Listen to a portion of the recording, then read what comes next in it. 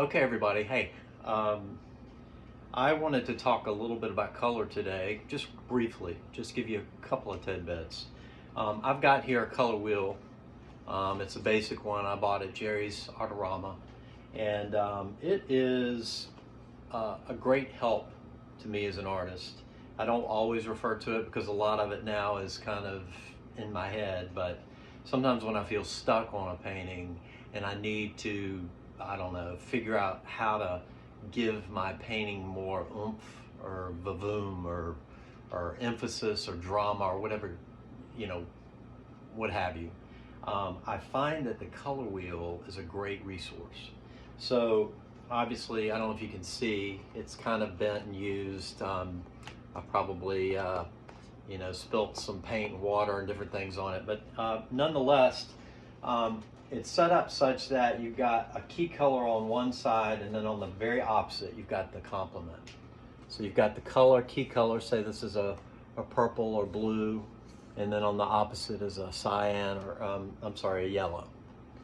So this is, if you look at the painting that's here in the background that I just completed, this abstract, let's say for instance, I have this kind of alizarin crimson tree right here. And I wanted that to come forward a little bit and pop more and be more dramatic. So what I did was, if you hold that color up to the color wheel, which is somewhere, let's just say in this area here, if you go maybe more that way, if you go to the opposite end of the color wheel, the very opposite side, you notice that this green is what really makes it pop. So I added a little bit of green here, and notice how that green defines that tree. It also pops well with this purple here. So it's almost on the opposite end. So I don't know if you can see that or not, but that juxtaposition of color here, on top of it, look next to it. Right here is yellow, which also makes it come forward. And then I add a little touch of cad yellow here or Hansa yellow here, and that also pops well. So sometimes when colors don't pop on a painting and you want them to pop, you've got to ask yourself, what visually, what do I want to see? What will make this come forward or regress?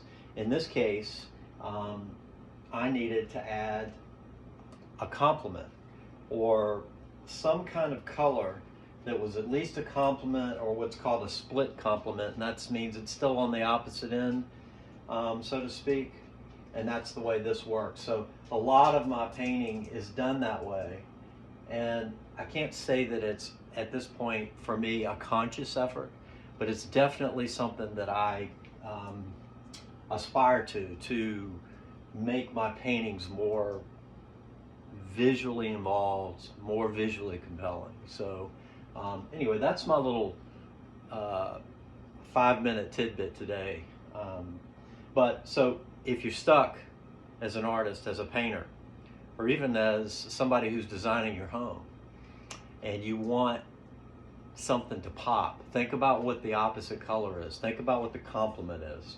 And the way you find a complement is you pull out your 3 primaries, which are yellow, red, and blue, right? And you figure out where on the color wheel the opposite is. The opposite of yellow is always, it's between the red and the blue, which those two mixed make purple. And this is very simplistic, but that's one way to find your complement. Always look at the opposite end of the color wheel. So yellow, red, blue. Yellow, red, blue. Okay?